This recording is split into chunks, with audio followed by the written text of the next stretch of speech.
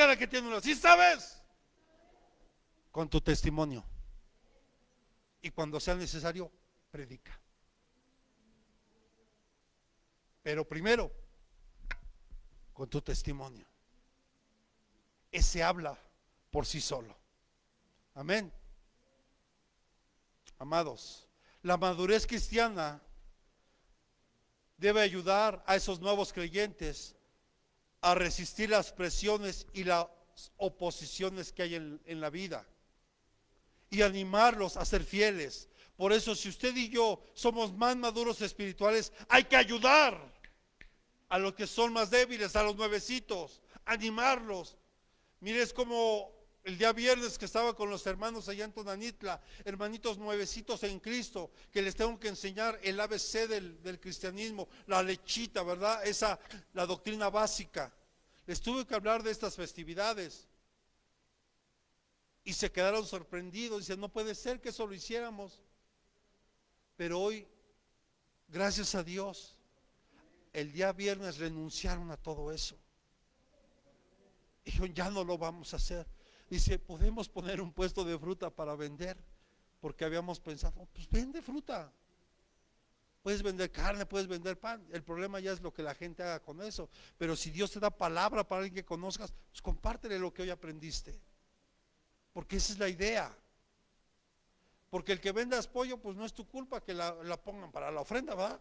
¿O es tu culpa? Pues tú vendes tu pollito ahí. Si alguien vaya a hacer molito, porque el que murió dice que le gustaba el mole con pollo, pues ¿tú qué, verdad?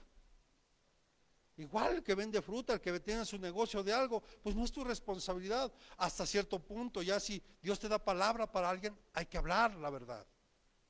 Amén. Así que, amados, permite que Dios trabaje en tu tierra. Permite que Dios siga sembrando en ti. Amén. Yo le quiero preguntar, ¿qué pasa cuando tú asumes una gran responsabilidad? Por ejemplo, alguien que decide casarse. Yo le diría a los solteros y a las viudas lo que Pablo: mejor quédese como yo. Decía Pablo, ¿cómo no le hice caso? No, no es cierto. Es una bendición mi esposa. Pero por eso Pablo lo decía así. Yo les recomiendo que se queden como yo, pero bueno, él tenía el don de abstinencia, algo que Dios da, ¿verdad? Eso no era, a nadie se lo impuso, Dios se lo dio. Al igual que a Daniel, al igual que el mismo Jeremías, que ya me voy a casar y no, mijo, es el tiempo, véngase para acá. Por eso, pero ¿qué pasa cuando viene una gran responsabilidad? El saber que ahora dejaste de ser hijo o hija de casa y ahora vas a ser la cabeza de esa familia. Wow, una gran responsabilidad, un gran reto. Y cuando vienen los hijos, wow, y que sabes que esos pequeños dependen 100% de ti. Aquí ya no hay mamá, papá, nada.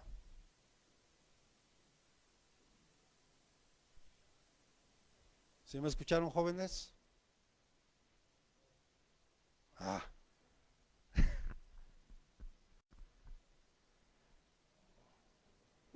La palabra casados, casa de dos. Nada más dos. No tres ni cuatro. Ni abuelitos. Porque hay los abuelitos, ¿cómo echan a perder a los nietos, va? No los consienten de más. Y a los papás nos toca otra vez. Y ahora también ahí está mi suegra, mire, para que no diga que, no crea que, pues ya sabe, ya le dije. Pero bueno, le decía, en el matrimonio, cuando recibimos un cargo en la oficina, en tu trabajo, cuando te ascienden, o sea, son grandes retos y responsabilidades. Amén. ¿Qué pasa cuando David empieza a instruir a Salomón? Porque David ya iba a morir. E instruye a Salomón.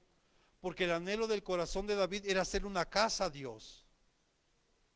Dice, ya no, o sea, o sea, el anhelo del corazón de David era hacerle una casa a papá.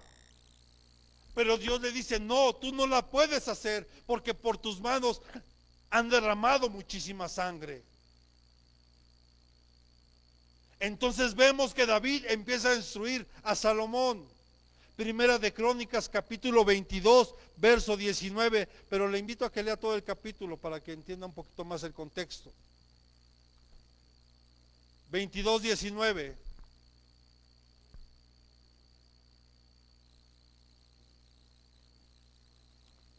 Disponed ahora vuestro corazón y vuestra alma para buscar al Señor vuestro Dios. Levantaos pues y edificar el santuario del Señor Dios, para que traigáis el arca del pacto del Señor y los utensilios sagrados de Dios a la casa que se ha de edificar para el nombre del Señor.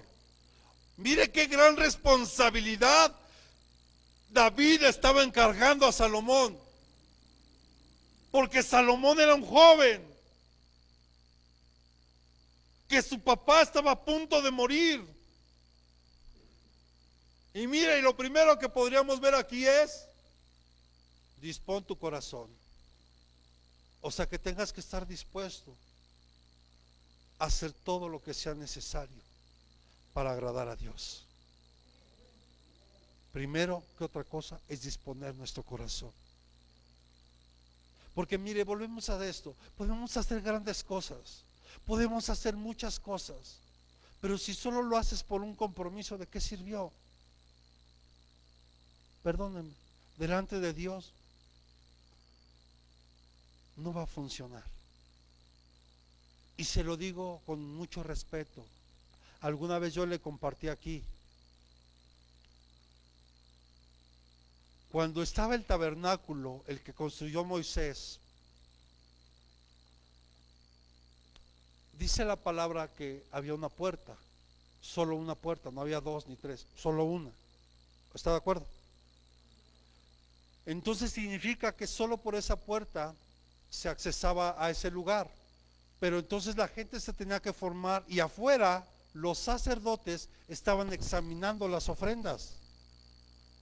En ese tiempo, usted sabe, las ofrendas podía ser un pequeño cordero, un pequeño becerro, podía ser unas palominas, podían ser unas tortas incluso sin levadura. O sea, había ciertos requisitos, ¿verdad que sí? Pero sabe, si alguien llegaba con una ofrenda defectuosa, no era agradable a Dios. Por lo tanto, desde que se examinaba, no podía ni siquiera entrar. Entonces yo le quisiera preguntar hoy, si nosotros no disponemos nuestro corazón, entonces la ofrenda que nosotros estamos presentando no está siendo aceptable por Dios. Porque lo que no se hace de corazón es como cuando usted apoya o ayuda a alguien, porque tal vez a ese que está ayudando, tal vez usted espera un favor de esa persona. No sirve. Cuando nosotros ayudamos a alguien de una manera desinteresada, sin esperar recibir nada a cambio, solo porque Dios puso en nuestro corazón, eso es lo que vale, eso es lo que importa. Entonces aquí David tuvo mucho cuidado de decirle a Salomón, dispón tu corazón. O sea, porque David ya le había dado los planos, ya le había dado todo el dinero para construirle un templo a Dios. Y cuando usted lee más adelante, vemos que Salomón construyó una casa, un templo para Dios, o sea, algo extraordinario, con lo mejor que había.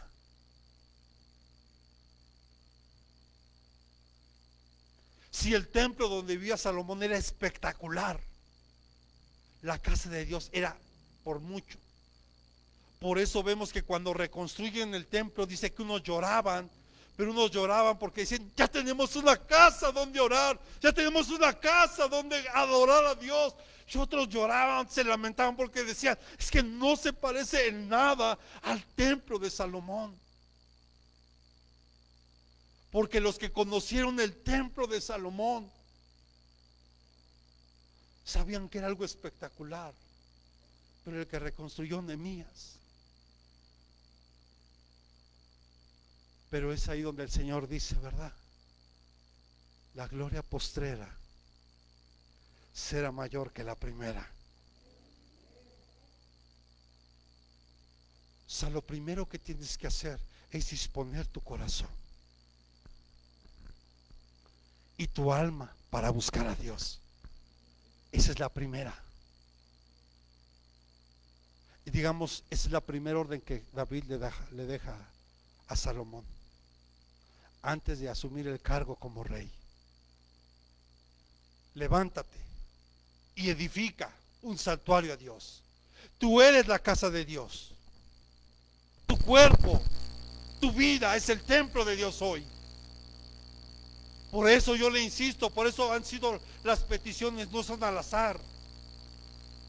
Por eso ayer era, levántate y resplandece.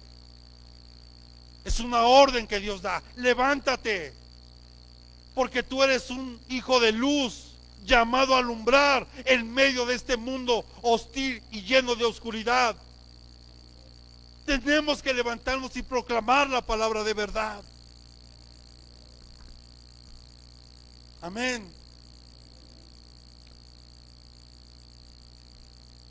Dice, para que traigas el arca del pacto. El arca del pacto, usted sabe que representa la presencia de Dios. Si tú no dispones tu corazón ni tu alma, no podrás edificarle algo a Dios. Por lo tanto, no habría presencia de Dios. Necesitas disponer tu corazón y tu alma, primeramente. Que vamos a ir a San Luis. Amén, vamos, pastor. ¿Qué hay que hacer? ¿A qué hora nos vamos? ¿Qué necesita? ¿Qué hace falta? Y los que me acompañaron ya saben de qué se trata. Pero si alguien no sabe, acérquese conmigo, acérquese con la pastora.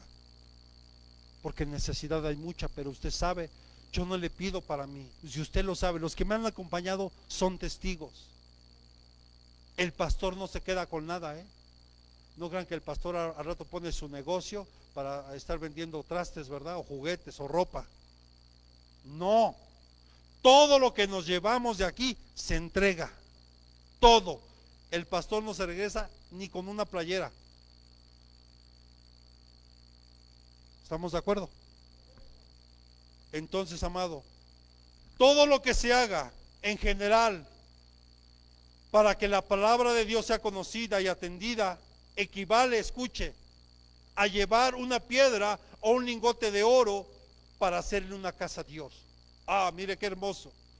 O sea, cuando usted y yo disponemos nuestro corazón para compartir la palabra de Dios, equivaldría a que usted trajera hoy un tabique, un lingote de oro, según cada uno su capacidad, para la edificación de la casa de Dios, espiritualmente hablando.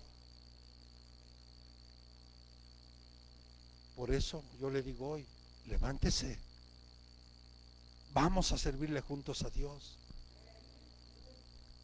Pero de verdad haga y disponga su corazón.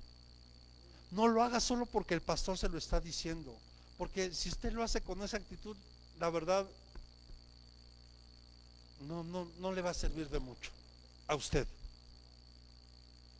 porque no es la cantidad. Por eso Jesús, cuando vino una mujer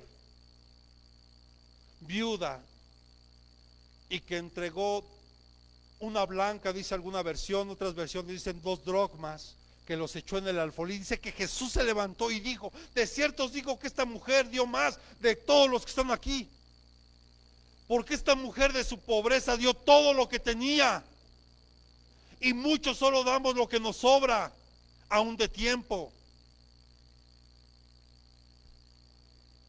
¿Sí está comprendiendo, verdad?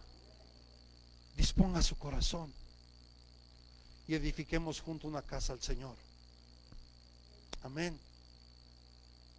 Dígale que tiene a un lado, no nos cansemos de hacer el bien.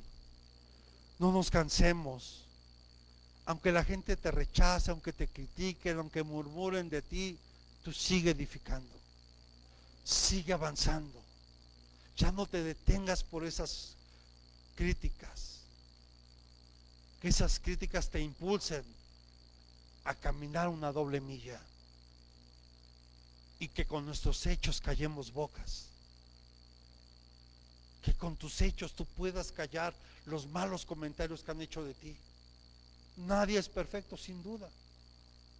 Si usted va a mi trabajo, va a haber gente que le va a decir: ay, sí, es un buen compañero, solidario, apoya, ayuda, servicial y todo. Pero va a decir: no, es que es bien barbero, le hace la barba al jefe, por eso tiene los privilegios que tiene. No, si los privilegios que tengo es gracias a Dios, porque yo no negué su nombre ni con mi jefe. Yo le dije: soy cristiano, amo a Dios, le sirvo a Dios con todo mi corazón y necesito el miércoles. ¿Cómo la ve?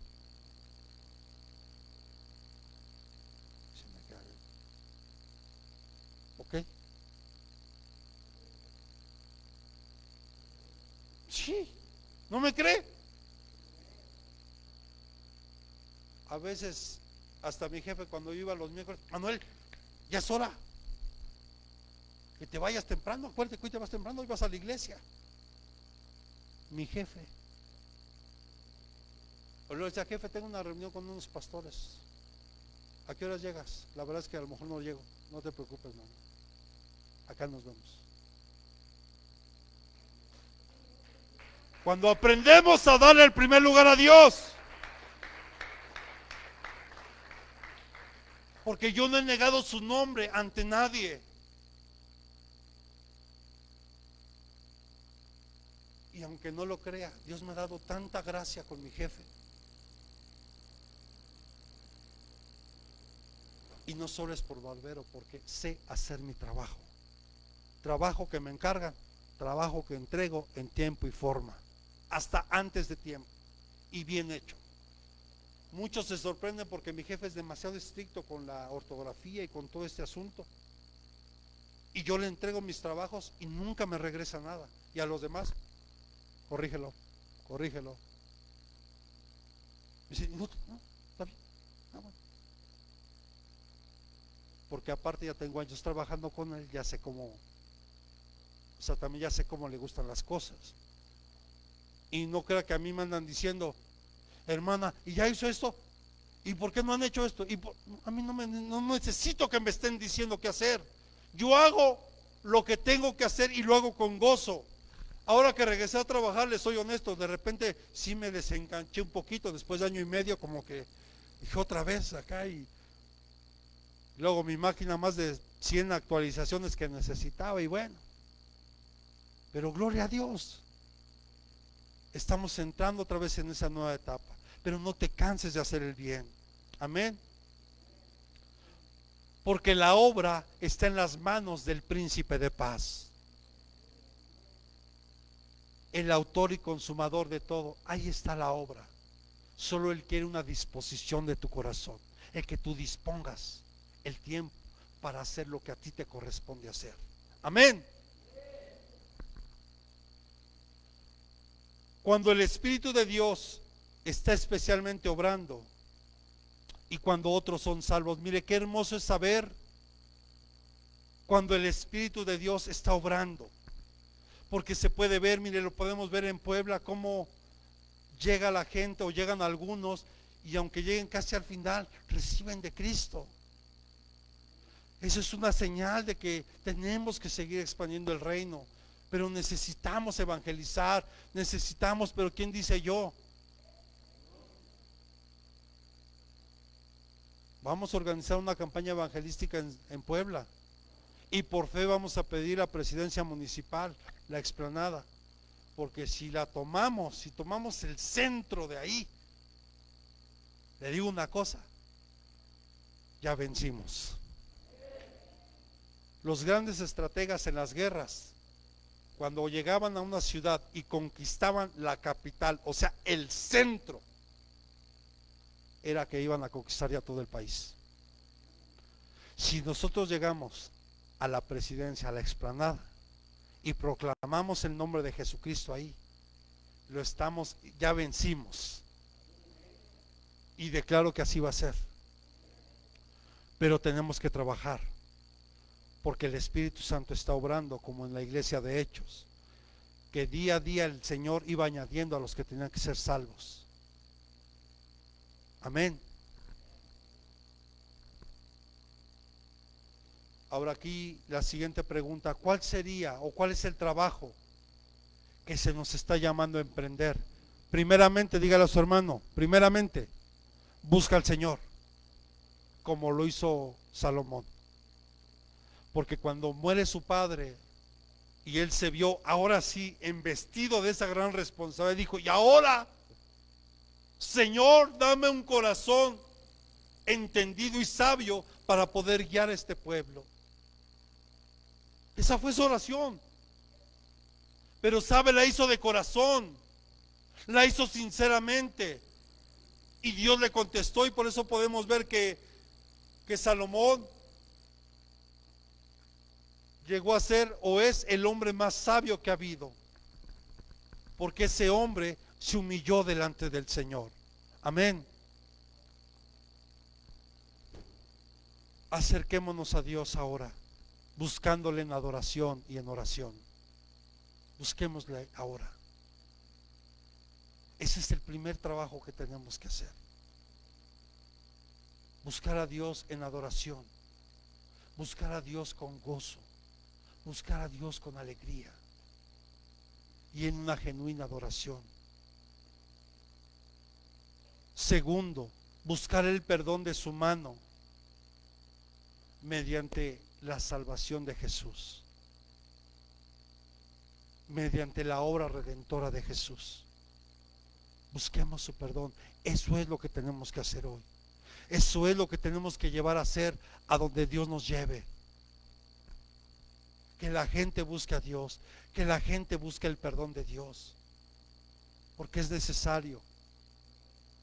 La misma naturaleza está gimiendo. Amén. Obtener las bendiciones relacionadas con el nuevo nacimiento. Cuando eres hijo, tienes derechos. Yo ayer les daba un ejemplo a mis hermanos. ¿Tus hijos te piden permiso para agarrar sus juguetes? ¿O simplemente los toman?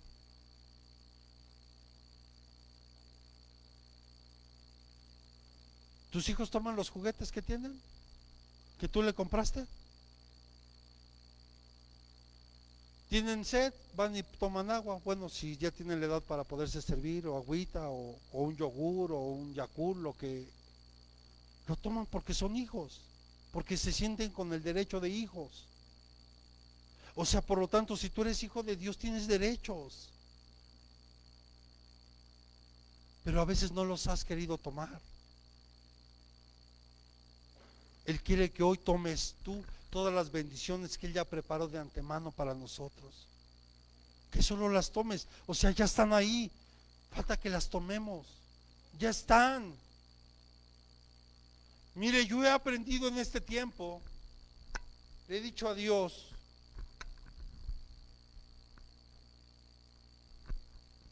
Señor, yo necesito esto. Hay hermanos que aquí me han dicho: pastor, ¿por qué no le dice a la iglesia que necesitamos pintura, o necesitamos esto, o necesitamos aquello? Le digo: no, hijo, porque yo aprendí a pedirle a Dios. Cuando yo le pido a Dios, lo que Dios hace es que toca el corazón de alguna persona que puede estar aquí, o incluso que no se congregue aquí. Y ha pasado más de una vez.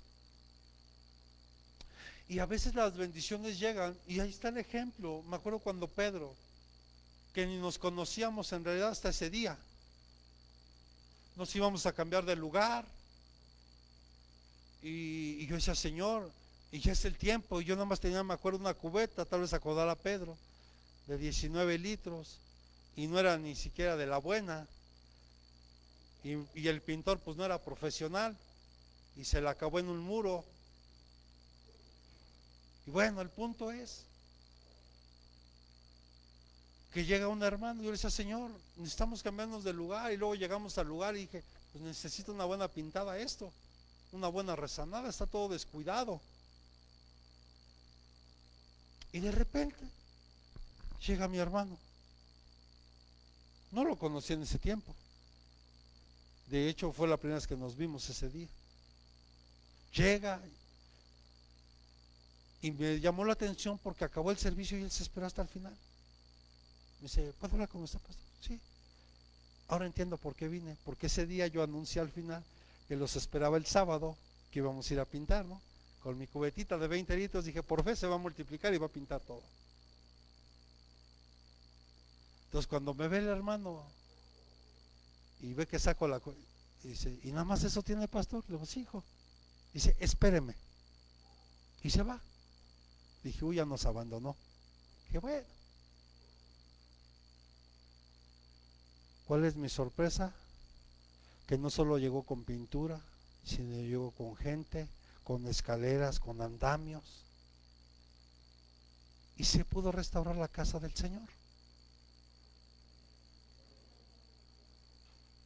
Yo no le pedí a él nada. Yo solo hice el llamado general, pero yo primero le pedí a papá.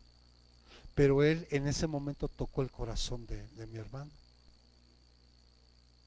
Y así le puedo platicar de verdad muchas que gracias a Dios, por eso es que yo he aprendido a pedirle a mi papá, porque soy hijo y tengo derecho a decirle papá. ¿O que acaso cuando tu hijo tiene una necesidad va con el vecino? ¿Con quién va? Mamá, tengo hambre, tengo sed, mira mis tenis, mira mis zapatos, mira mi vestido, mira, me gustó esto, yo quisiera esto. Y tal vez si lo tienes en ese momento se lo das, y si no lo tienes, el perdón, espérame tantito, en la quincena, o para tal fecha. ¿O no es así? Amados, si nosotros, siendo injustos, sabemos dar cosas buenas a nuestros hijos, cuando más nuestro Padre Celestial. Eres hijo, tienes derecho a decirle, papá, me siento así. Papá, tengo esta necesidad, ayúdame. Eres hijo, tienes ese derecho, porque eres hijo. No eres cualquiera, eres un hijo, eres una hija. No olvides, eres esa perla de gran precio que Jesús vino a rescatar. De verdad, cuando entendemos el valor que tenemos, no puedes permitir que nadie te pisotee, que nadie te humille. Y aún yo como ministro, yo no soy nadie para humillarte, para sobajarte. Yo no soy nadie para juzgarte, para señalarte. A mí no me toca eso. Solo hay uno que se ganó el derecho y ese se llama Jesús. Yo solo estoy aquí para ayudarte. Si tú te dejas pastorear, yo te voy a ayudar, aunque a veces te tenga que dar, ¿verdad? Porque es necesario. Bueno, cuando hablo de dar es disciplina, ¿no? No es de que, a ver, póngase. No.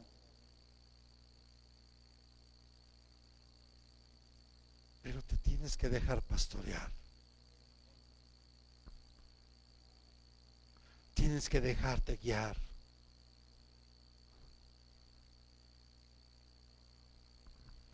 Eres hijo y tienes derecho a las bendiciones. Amén. Dígale al que tiene a un lado, y vivimos para su gloria.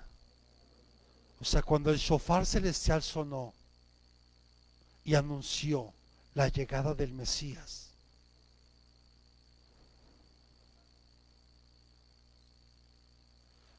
desde ese día que tú y yo fuimos escogidos, desde la eternidad, quiero decirte que tú y yo fuimos escogidos.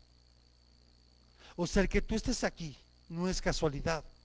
El que tú seas hijo o hija de Dios hoy no es casualidad. Todo ya estaba en un plan divino de Dios en este tiempo, para este tiempo. Ya estabas en el plan de Dios. Entonces cuando sonó ese shofar celestial, ahora debes de entender que vivimos o debemos de vivir para su gloria, para darle honra. Vivimos para que la gloria de Dios y el poder de Dios se pueda manifestar en esta tierra. Amén.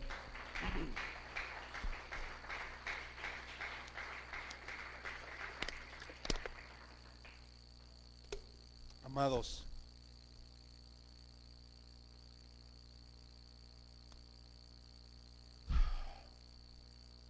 ¿qué más podemos hacer?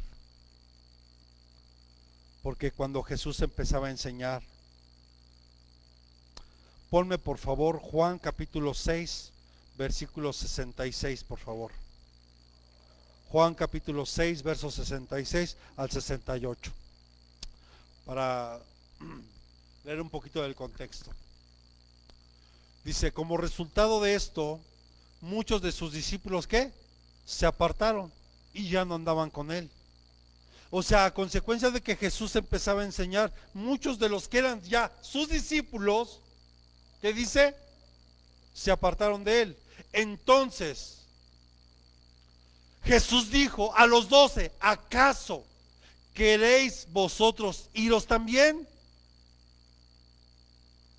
O sea, en otras palabras, si ustedes no están de acuerdo, adelante. Pero Pedro exclamó lo siguiente en el 68. Señor, ¿a quién iremos? Tú tienes palabras de vida eterna. ¿A quién podremos ir? Si solo Él tiene esa palabra de vida eterna.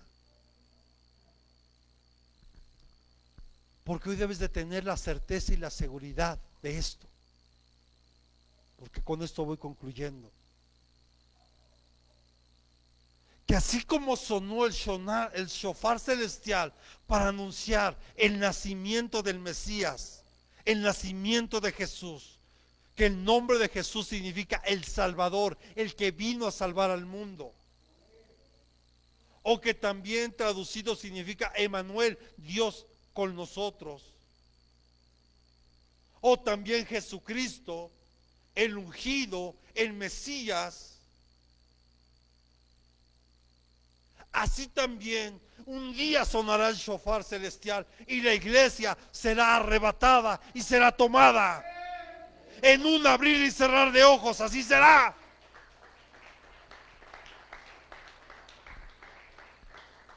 Pero escuche, solo se van a ir los que estén preparados, los que hayan decidido preparar su tierra para que Dios esté trabajando. O sea, que estemos dejando que Dios trabaje en nuestra vida. Y cuando suene ese shofar celestial, escuche, no toda la iglesia lo va a escuchar. Solo la iglesia novia.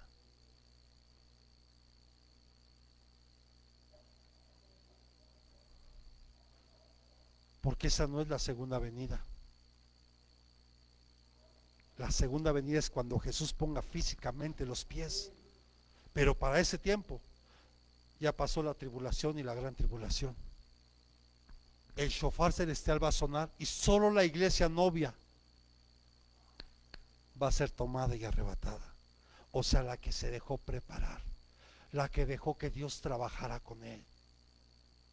Y yo espero que usted y yo estemos ahí para cuando ese evento glorioso pase. Oye, quieren empezar a adoctrinar a la gente para que cuando ese evento ocurra, porque el diablo eso ya lo sabe y que el Señor lo reprenda. Él ya sabe lo que viene, pero va a querer engañar a la gente diciendo, es que vinieron los ovnis y se los llevaron.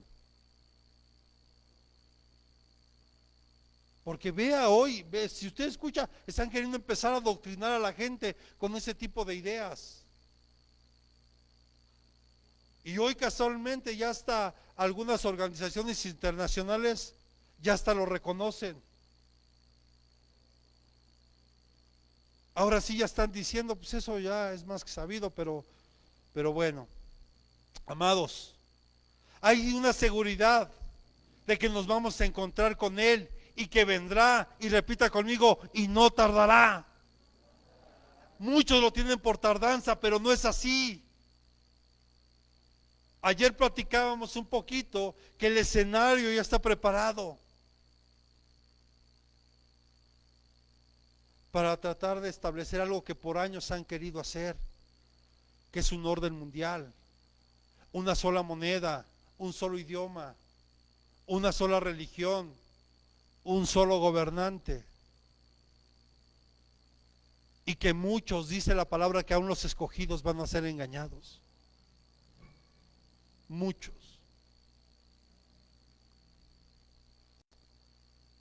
Hebreos capítulo 10, verso 37.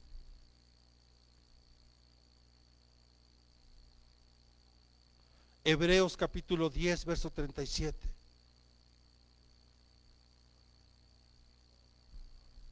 Dice, porque dentro de muy poco tiempo el que ha de venir vendrá y no tardará.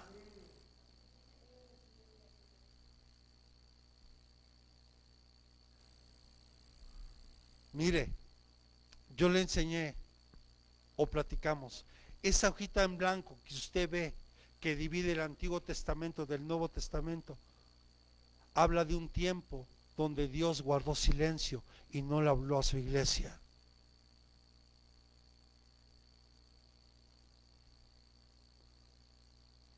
Ya no hubo más. Pero cuando sonó ese shofar celestial,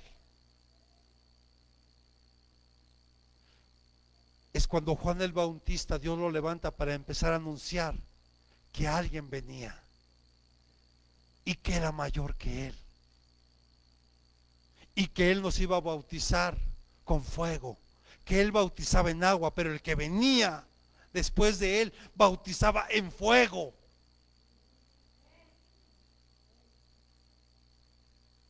Entonces, amados, así como vemos que él vino, también va a regresar, porque él lo prometió.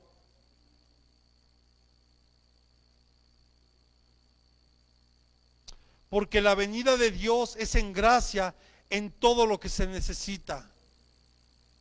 En ese tiempo, imagínense, fueron cerca de 400 años donde Dios dejó de hablarle a su pueblo.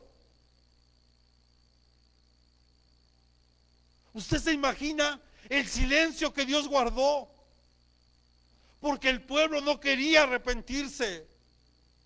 O sea, es tremendo cuando usted lee el libro de Malaquías, donde él incluso habla y dice, ya no me alabes, ya no me traigas ofrendas, porque son desagradables para mí.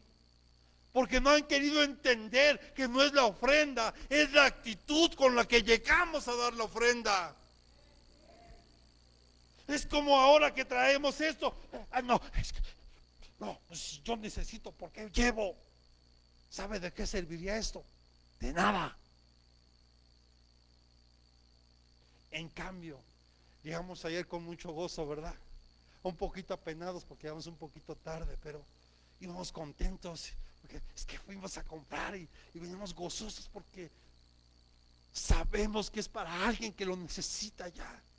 Y yo le decía a alguien, imagínate que un matrimonio ya se ha restaurado. Solo te doy como ejemplo. Imagínate un matrimonio que se ha restaurado.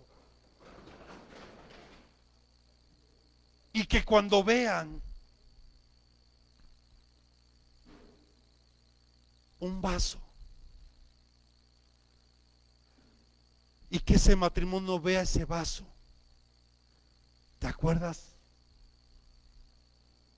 que ese día nuestro matrimonio fue restaurado? Si está entendiendo la importancia, no es el vaso, no es el vaso, no es el regalo, pero es lo que simboliza en ese momento para ellos.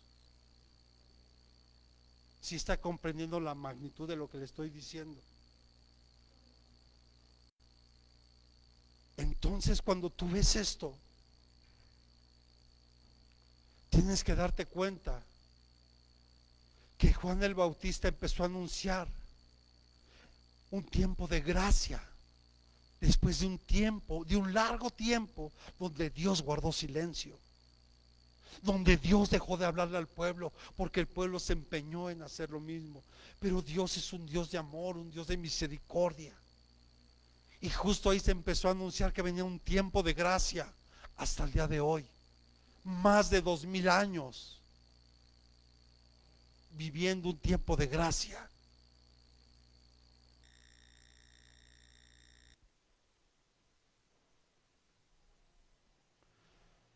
Porque se anunció que Él iba a venir con una abundancia de gracia.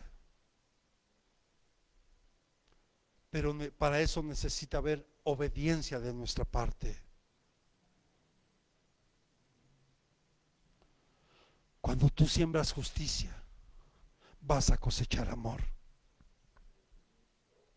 Porque es bien hermoso saber cuando tú llegas a un lugar. Porque usted está de acuerdo que cuando llegamos a un lugar se percibe en la forma en que te reciben, ¿cierto o no? O sea, por ejemplo, yo voy a la casa de los hermanos cuando nos invitan y podemos ver el gozo con el cual nos reciben. Ahora que fuimos a la casa de los hermanos el sábado, yo vi el gozo con el cual nos reciben. Hasta los niños, llegaron las visitas, llegaron las visitas. Escuché sus gritos ahí. Ahí vienen las visitas. Y ves el gozo. Pero de repente a lo mejor vas a un lugar, oh, ya llegó el pastor. Pues que pase. Pero despáchalo rápido, ¿eh? A lo mejor nada más quiere dinero. Eso se percibe. Cuando tú llegas, por ejemplo, cuando vamos a San Luis, yo veo el amor con el cual me recibe los pastores y la iglesia allá. Voy a Puebla y veo el amor y el cariño con el cual nos reciben. En cambio vas a otros lugares y de repente como que siento que me están vigilando. Ya me senté así, como enemigo en mi propia casa. Qué tremendo, ¿verdad? Porque eso se percibe. Por más que lo quieran ocultar, por más que lo quieran disimular. Cuando la hermana nos ha invitado a su casa, mire, y lo digo públicamente, y aunque su esposo le cuesta trabajo y no quiere caminar en las cosas de Dios, pero sabe con qué amor nos recibe. Mire, hasta, no, por favor, y tómele, y mire, y coma, y nos acerca, y como bien sabe, el pastor es de buen diente, y denle, y tráigale su coca, y su coca, y su, no quiere un café. O sea, ¿te das cuenta el amor con el que te reciben?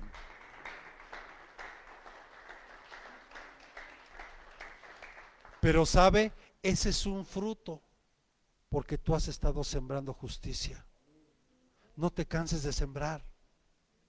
Y de verdad, y no lo hacen solo porque es el pastor, porque platicábamos hace tiempo, una amistad muy bonita que formamos durante mucho tiempo, bueno, que hasta el día de hoy sigue, pero que en aquel tiempo era mucho más cercana, porque coincidíamos el lugar donde nos congregábamos y muchas cosas. Así que dígale a su hermano, vendrá lluvia sobre ti. Por eso te pregunto, ¿qué estás sembrando? Porque eso que siembres, cuando venga la lluvia, va a ser cosechado. Empieza a sembrar.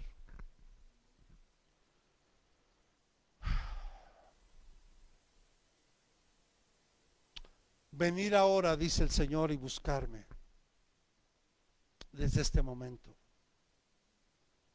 Si tú quieres encontrarlo, quiero decirte que vas a hallar a Cristo. Cree y le encontrarás. Y con él la justicia, que es por fe. Hemos sido justificados por fe, porque ninguno de los que estamos aquí vimos el sacrificio de Jesús, pero hemos creído por fe que así ocurrió. Y porque la misma, incluso la arqueología también lo enseña. La tumba de Jesús está vacía y jamás han encontrado y no lo van a encontrar. aquellos que se han empeñado por años en echar por tierra la doctrina que dejó Jesús. Eso no va a pasar jamás. Por ahí algún grupo popular, el mundo, los Beatles, por ejemplo, decían que eran más populares que Jesucristo y que el cristianismo iba a morir. Al poco tiempo murió, asesinado por un propio fan de él, ¿no? Tremendo, ¿verdad? Tremendo. Y así como muchos, el que construyó el Titanic, que decía, ¿verdad? Este barco ni Dios lo puede, ¿no? Tienes razón, Dios no lo va a hacer. Nada más te va a poner un pequeño pedacito de hielo ahí. Y con eso, él no necesita hacerlo, mira, poquito de hielo ahí y con eso. Adiós Titanic, debut y despedida. Así. Es por fe. Romanos capítulo 3, versos 21 y 22. Y con esto termino, se lo prometo ahora sí. Prometido. Romanos 3, versículos 21 y 22. Dice, pero ahora, aparte de la ley, la justicia de Dios ha sido ¿qué?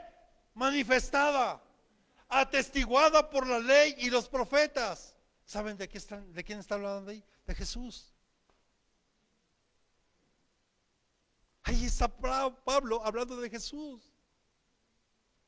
Es decir, la justicia de Dios por medio de la fe en Jesucristo, para que todos los que creen, porque no hay distinción.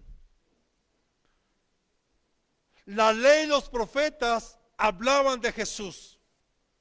De Génesis, Apocalipsis, habla de Jesús. Desde Génesis.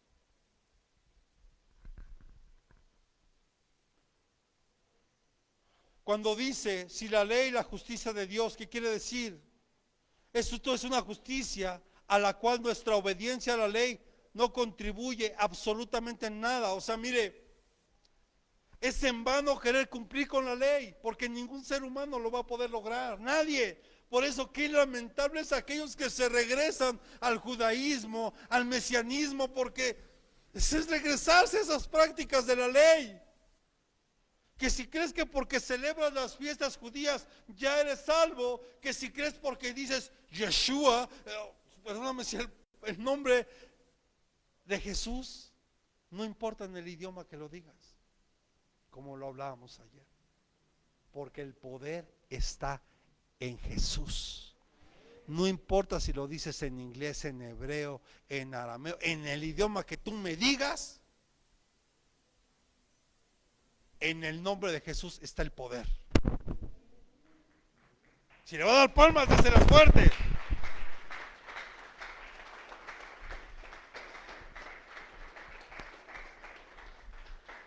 Entonces, qué lamentable es que aquellos se estén regresando a eso, poniéndose su kipá, su talí, dejándose la barba.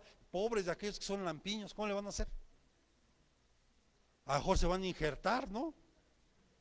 Digo, porque pues para ellos es importante, de hecho tienen prohibido cortársela.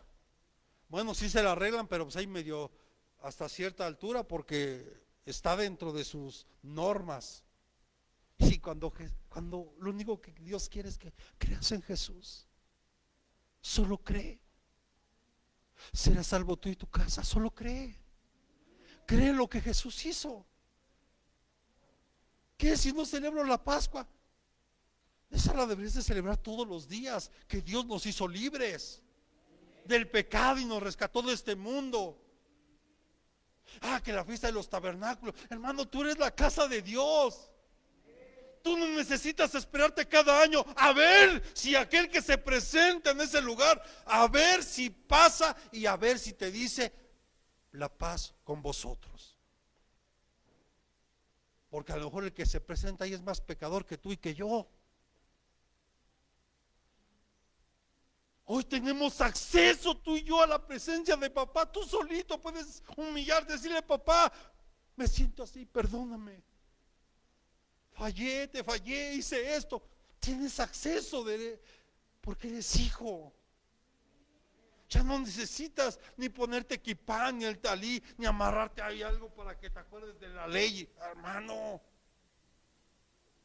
Solo necesitas creer lo que Jesús ya hizo. Necesitas creer que Jesús ya hizo la obra por ti. Por eso es que Él tenía que venir en esa forma, porque era la única forma en la que Jesús era el único que podía cumplir con toda la ley. Era el único. No vino a quitarla, vino a cumplir con ella. Por eso cuando vemos el candelero de oro, en esa figura, vemos el alfabeto hebreo, vemos el Antiguo y el Nuevo Testamento ahí, una sola pieza. O sea, Antiguo y Nuevo Testamento juntos. No podemos quitar el antiguo y solo quedarnos con la gracia, porque muchos solo hablan de la gracia y ya no quieren hablar de esto, porque no hablan de pura gracia, pura gracia. Entonces pécale y dale, ¿no? Pura gracia. No, si Pablo dice, si la ley me hace ver quién soy, la ley me enseña qué clase de persona soy y me doy cuenta que yo, dice, miserable de mí, dice Pablo, que me doy cuenta que soy, pero estoy perdido. Y mire, y no le hablo de alguien que no conocía, porque acuérdense que Pablo enseñaba sus credenciales y decía, yo soy fariseo de fariseos, instruido por Gamaliel, como diciéndole, mira, o sea, yo no soy cualquiera. Y Pablo decía, soy miserable, porque me doy cuenta que la ley me enseña quién soy. Pero, y aclara, ¿verdad? Pero gracias a Jesucristo. Gracias porque Él vino y cumplió. Y yo tengo ese derecho. Por eso eran los conflictos que en su momento, ministerialmente hablando, Pedro y Pablo ahí tuvieron ciertos conflictos. Porque Pedro quería meter a fuerzas, circuncídense. O sea, yo lo siento por esos hermanos, ¿verdad? Que se tienen que circuncidar, que andan regresando a eso. Y no solo eso, sino a ver en qué trabajo te admiten que trabajes hasta las 2 de la tarde. Pues sí, entonces vas a cumplir con una parte y con otra no. No, si te vas a meter, hazlo bien. No, es que esto ya no. Esto sí. No. ¿Somos o no somos? Diría mi abuelita, ¿semos o no semos? Cuando dice por la ley de los profetas, o sea, las escrituras del Antiguo Testamento hablan de quién iba a venir. El profeta Isaías, Zacarías, muchos profetas, la ley misma habla de ese gran Salvador. Solo el Antiguo Testamento, el libro de Hebreos dice que es una sombra de lo que iba a venir, de lo que iba a ser. O sea, todo el asunto del tabernáculo y todo, en todo ves a Jesús. La puerta es Jesús. Porque Él es la puerta, Él es el acceso para llegar al Padre. Lo primero que entraba, si entramos al lugar, a los atrios, lo primero que vemos es el altar de bronce que representa a Jesús, el sacrificio en la cruz. Cuando vemos la fuente de bronce, representa a Jesús porque Él es el agua de vida que nos limpia para poder entrar al lugar santo. Y que Él es la luz, Él es el candelero de oro, que en Él están los 7 espíritus. Los 7 espíritus de Dios. La mesa de los panes, Él es el pan de vida que descendió del cielo. El altar, el incensario de oro. Él es nuestro máximo intercesor ante el Padre. Y el arca del pacto, pues la presencia de Dios, Jesús mismo ahí, en todo. Y no detallamos porque eso ya lo estudiamos hace un tiempo, recordarán.